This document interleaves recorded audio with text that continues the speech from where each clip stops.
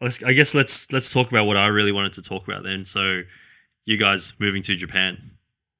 So, what what was the catalyst for doing that? How long did you go for? I guess we can take them one at a time. So, why did you guys want to go there? So, um, I guess the first time I went to Japan was just for a holiday. I spent like 7 days in Tokyo, and it was maybe my second time overseas as an adult, and it just blew my mind just landing in Tokyo and just seeing Shinjuku at night for the first time. You were with me, right? Yeah, we Yeah, went to yeah, Japan for the first that's time right, yeah. together.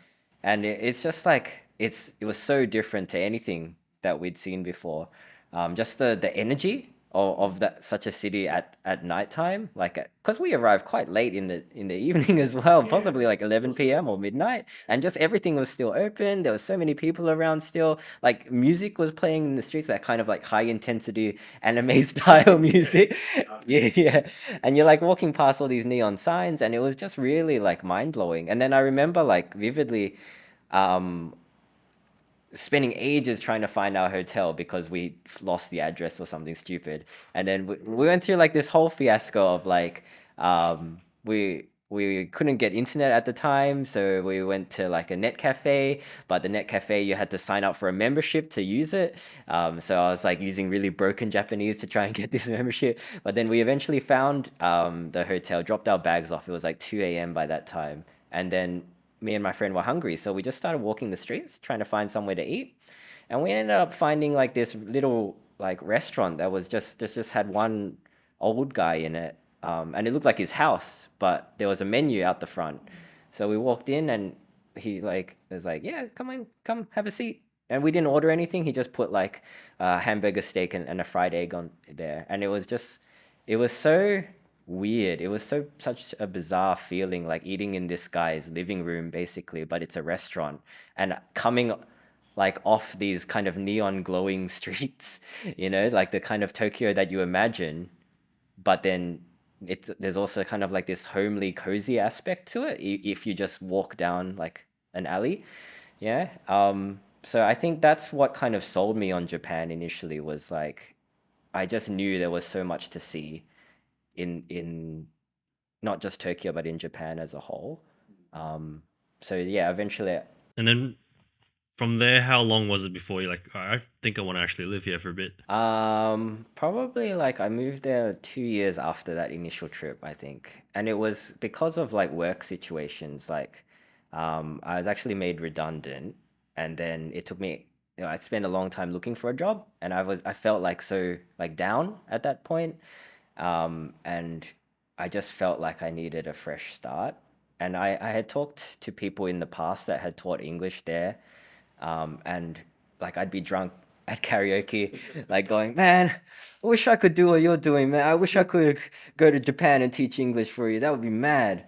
And then I remember, like, even in my drunk state, I remember the guy turning to me and saying, "There's no reason you can't do that. Like, you have everything you need to go to Japan if you want to." And then I think that really stuck with me. So when I was at that low point, I was like, "Fuck it, I'm just gonna go to Japan." And then yeah, I ended up staying there for like 8 years.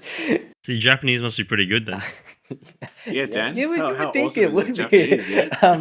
Nah, After honestly, eight it's years, in. it's because you were socializing with all the Yeah, white that's people. probably yeah. It's because in the industry we were in as well, teaching English, they encouraged no use of Japanese in classes. So like, yeah, you could only really learn Japanese if you really put the time in to go to lessons and to actually like go out and meet Japanese people, right?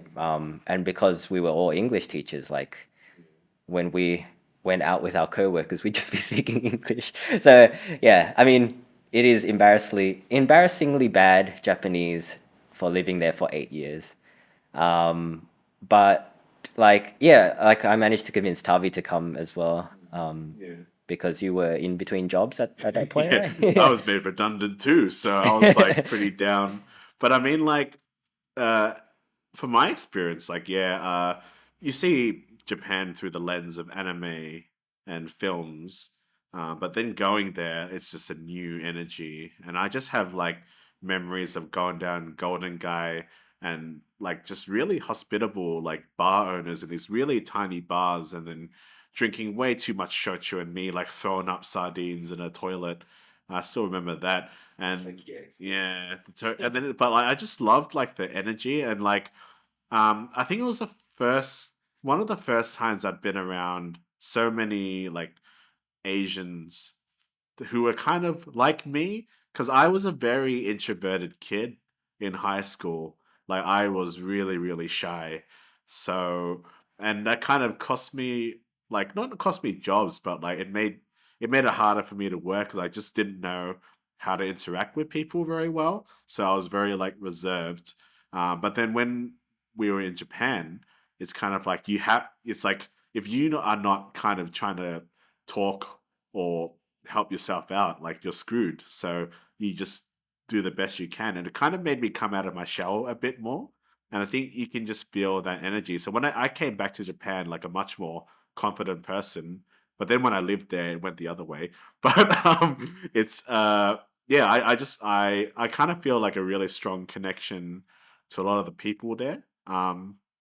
I think one of my most fondest memories is it was me, Dan, and a few other friends, and we went to this one bar, and there was this really cute bartender behind just serving us drinks, and we were literally she didn't speak very much English at all, and we had one friend who spoke broke all right Japanese, and it was your broken Japanese, but there was just kind of like connection between everyone there.